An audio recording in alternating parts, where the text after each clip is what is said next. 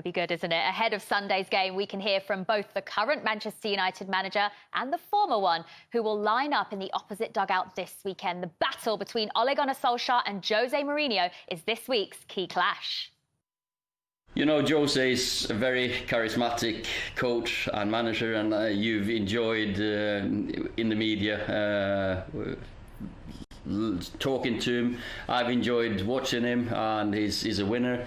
So, but I'm not one of these that really go into all these call it the mind games. I've got ultimate respect for him as a coach, and of course his results and everything he has given football. Do you see this Sunday as more of a revenge mission and getting one over Ollie and your former club? What's that, revenge? In football? What's that? What's that? At Old Trafford. What? 3 points. 3 points at Old Trafford. I won so many times at Old Trafford as a Man United coach and as an opponent coach. Revenge of what? Nobody treated me bad in there. Everybody was so nice to me during my time in there. I don't have enemies there. I don't have bad feelings. Revenge of what? It's a football match that I want to win. Just that.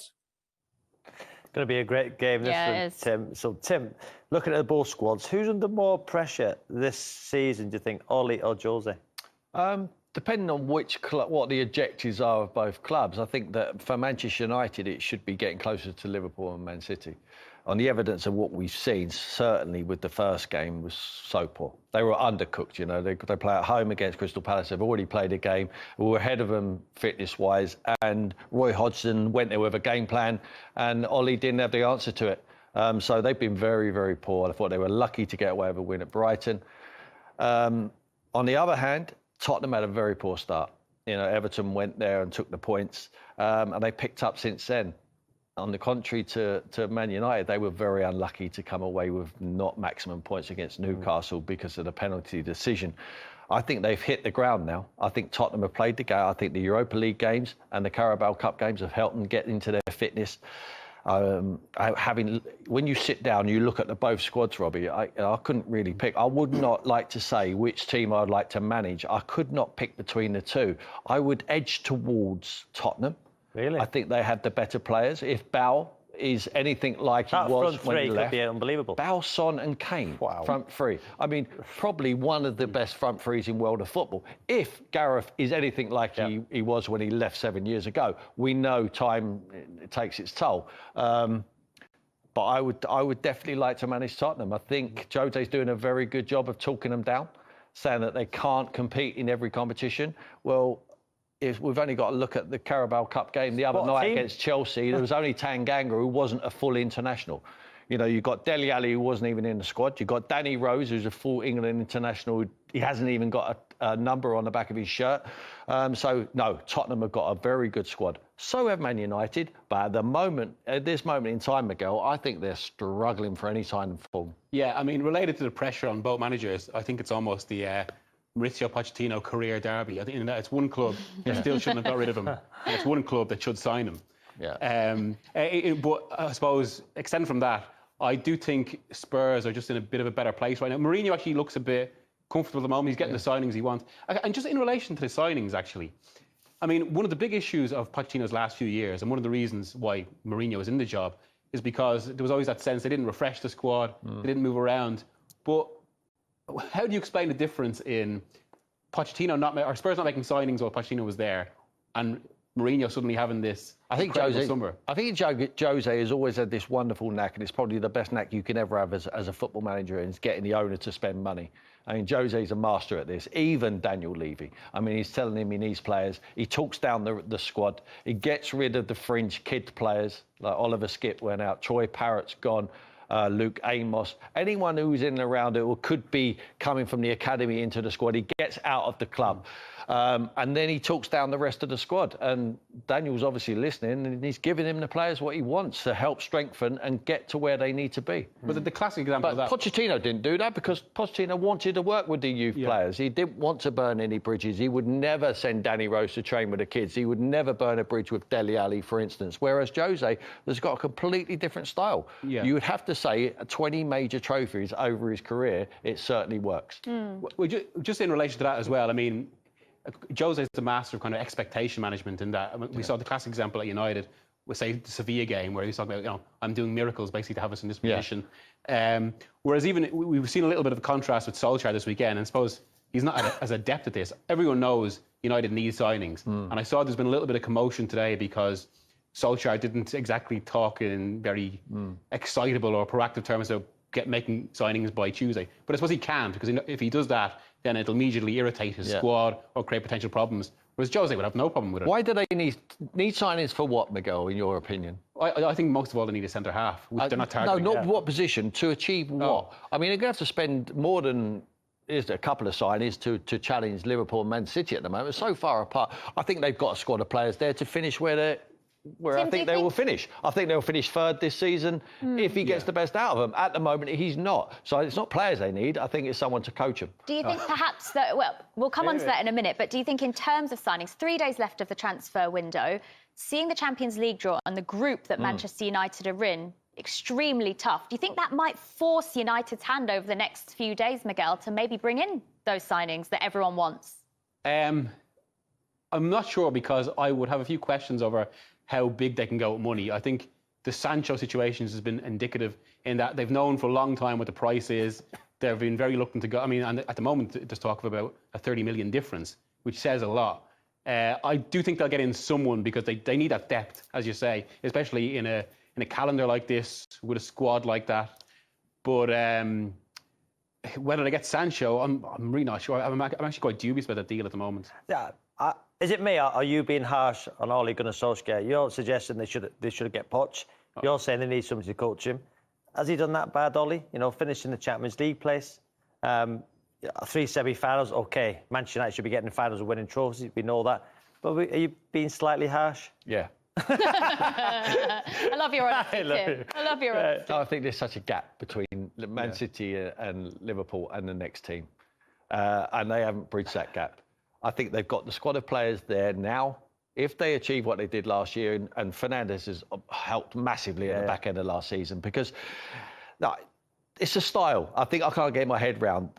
Manchester United is a counter-attacking team. They've got all the players. They've got Rashford, Martial, Greenwood, James, all players. When teams sit back against them, come out and play against them, then they have no problem breaking them down. Good to pace on the counter-attack. When the team sit back, like Palace, until Fernandes went in there, they couldn't open the door. They never had the guile. They never had the cuteness. They haven't got the interchange. Well, they have now, though, with Fernandes. With Fernandes, but Fernandes, they're reliant on him. So for me, they don't need another Greenwood and a Jadon Sancho, who's a Greenwood type or a Rashford type who can exploit people with his pace. They needed a Grealish. They needed someone with the guile. What's Van der Beek? I think Van Beek is a good player. I watched him play the other night. He plays one touch around the corner. He just gets in behind the opposition's midfield. He's got his head on a swivel. He's got wing mirrors. He can see everything around him. He needs to play. Now, who he needs to play with is Ole's decision. I think he needs to sort out his best team as quickly as possible. Obviously, I'm not having Maguire. I don't think he's top drawer. I don't think Lindelof's top drawer. So they need to sort out the centre-back position. And the person who's going to sit in front, for me, it would be Matic. Yeah. This after getting a Champions League place last season, and what I think, obviously that's a successful season in terms of the club's targets as to where they were. If you look at how that came about, it was ultimately their main competitors were Chelsea adjusting under Lampard in a similar situation, and then Sheffield United, Wolves and Leicester. 3 clubs basically that couldn't do what Manchester United did, which was go out and sign a £70 million player. That was ultimately the difference. Is that not good recruitment, though? I mean, but I suppose it's more... Was everybody else's fault that Man United got there? But it's more the question about the manager. Nothing to do with Ole. But it's more the question about what you should be doing with these resources. When you have resources like a £70 million signing that your competitors can't afford, that obviously gives you a huge advantage. So then the question... But not to say it's going to work, though. Look at Kepa at Chelsea. He was 70 million quid. But it's more about what whether he's maximising resources or just performing to par. And I'd say he was performing to par at best. So the next step in Manchester United should be he's got a challenge for a title in a year, in 2 years. Really? Yeah, complete. I mean, if you, the resources, the potential, They've got a challenge for the title, mate. or at least bring them closer to a level where you think They got to get closer. track. They have to get closer. They have to bridge gap. Yeah. But I would say now, no, they spent no money in this summer. Now, I'm going to ask 2 questions. Why have they not spent that money? Is it because they haven't got no money, or they do not trust the manager to spend it? Jules? Robbie, I'll leave that one to you. It's a fair question, Tim. It's a really fair question. I think that they've been linked with so many players, and as you know, Tim, Manchester United will always be linked with the top players because then other clubs we've seen it in the past. Linked with Grealish. Grealish signs a new contract, doesn't he? Yeah. I don't understand why they didn't go for Grealish. I think they need a centre half, no doubt about it. There's been centre halves linked. They haven't got one over the line. I don't know why. They trusted him with Fernandes. They got Maguire. James has started well, but not been great. Yeah. Who else have they got? They had 3, didn't they? They got Wan-Bissaka. Yeah, It's been okay. But going didn't forward, start him in the first game of the season, which I couldn't understand. Listen, I don't know if they trust him or not. What I will say is, I think they need 100% to get a centre half in before the window. I don't think they need Sancho. I don't think they need Van der Beek. Did you? I think they need him in terms of depth, to be fair. Did you think they need Van der Beek? 40 million quid, he's not going to play. But it's more so when Pogba or Fernandes drop out, which is going to happen a lot this season because of the amount of fixtures they had. They don't have the kind of the player to come in to bridge that gap, and I think Van der Beek does that, and gives them a few more options. But as Tim touched on there, you still feel as if Solskjaer doesn't actually know what his best 11 is, or what his best midfield is, or how he should even kind of configure them. Can Pogba and Fernandes play together? Yes. So yes. as With 2 8s. Matic. As 2 8s. 2 8s. Or either Van der Beek and one of the other. Who would yours be? Yeah, or you don't have to play 3 up top. Play 2 up top and a 10. Yeah. You can use Pogba as a 10.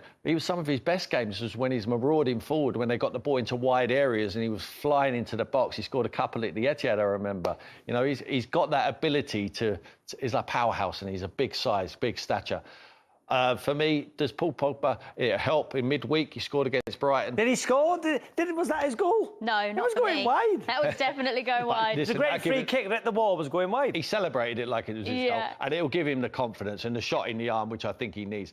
Them Man United players, we know that, we've seen it. When you go to Manchester United, when you play there and they're edgy, you can sense it, you can smell it. At the moment, I don't think all of them are fully confident and have the belief that they can get where they need to be, which is challenging closer to the top 2. Do you think it's a club still going through the motions in that way? In that they still, it's that statue you're pointing to. Whereas now Liverpool, like I was at the Liverpool-Chelsea game, and that's one thing that really struck about why Liverpool were so good. It was like one of the great Ferguson teams, and so they know they're basically the default title winners. That everyone else has to rise to their level. Whereas Manchester United just don't even have that, and close to that aura at the moment. Yeah, they have that swagger. They always used to have that swagger where they used to stand in the tunnel where they never even used to engage you. Never even look to the side. They just knew, this is our job. You worry about us. We're Manchester United. We have an identity, out of possession and in possession. That's what we do. You try and stop us. We don't see that anymore. I saw the game against Brighton last week. The best team lost the game. I know. I fully know. The best players won the game. Yeah. Rashford. Yeah. It was an incredible goal. Individual brilliance, wasn't it? Here's one on that, though. Would Manchester United have a better identity if Potter was a manager? And on the flip side, would Brighton even have Solskjaer on their shortlist? Well, Robbie? Where's What are you saying? Well, basically, I think Graham Potter, is what you're saying? Graham Potter would do better with that Manchester United team? Yeah, I think he would actually. Yeah. Wow. Yeah. I think Graham Potter, just talking about Graham Potter, he's changed from a pragmatic team that Chrissy Houghton had at Brighton to a complete philosophy change. That is someone who has worked on his team every single day. Not one day on that training field has he missed. He has used every minute to get his message across. It's a clear identity of how they need to play. He is getting the best out of a group of players. I was going to say average, but they're better than average. On paper, I would say they're average. When I actually see them play together and the philosophy how he's adapted them to play in, I think they're a lot better than average players. So at this point in time, would Graham Potter get the best out of Man City? More than Pep? I mean, it's not, on that evidence of this season, then? No, I think because there are different they just got hammered 5-2 a row. But there are different issues with Guardiola because I think that's a squad that has gone a little bit stale. I mean, Guardiola's still one of the great coaches, but I think there's other issues at City. Whereas, it's not to say that Potter would be kind of an ideal Manchester United manager, but I think he's got more of an identity about how he wants to play than Solskjaer does. They only just stayed up last year, Brighton. Yeah. And they did the year before, but they were improving the players all the time. I think he improves the individual players, and they don't break the bank to stay in the league. You know, they've signed players, but their recruitment is very good. And the recruitment, the players they bring in, it's not a scattergun approach. Oh, he's available, let's go and get him. And this might be a sexy move to get Jadon Sancho. They actually bring in players who I think you're being harsh. Martial's improved massively. Green was done unbelievable. Fernandes was great. For everyone you say he's improved, I'll give you another player who hasn't. De Gea. Matches has done well. Maguire. I don't think Maguire. De Gea wasn't great under Mourinho. De Gea won three. De Gea was player of the year for 3 out of 5 seasons. Yeah, but he wasn't great under Mourinho. No, Mourinho. Well, sometimes the manager's not great all the time as well. But Tomini's improved under Solskjaer. The one thing I'd say for Solskjaer, actually, to be fair, and it's relevant to what Mourinho said in his press conference there. Mourinho said, "I've got no enemies at the club," but I think a lot of people at Manchester United, they wouldn't exactly have the best feeling towards Mourinho anymore. And like that squad was delighted when he got sacked, and or maybe not when he left, should I say? And then Ollie got him in the top 4. Yeah, and that's one thing people do say for Solskjaer, that all of those players actually individually like him. He's created a good atmosphere in a way that was just alien when Mourinho was there. And there is talk that individual players feel they've improved under him. But I think there's a difference between that and what the team as a whole is trying to do, which is the major issue with Solskjaer, and why, even if he's a good manager, even if kind of he creates the right atmosphere, in the modern game, I think there's real questions to be asked about what he's trying to do with that team and how that team is being coached. All right. Well, that's it for part 1. We're going to have to leave it there. We can have this debate. Really fascinating stuff, guys.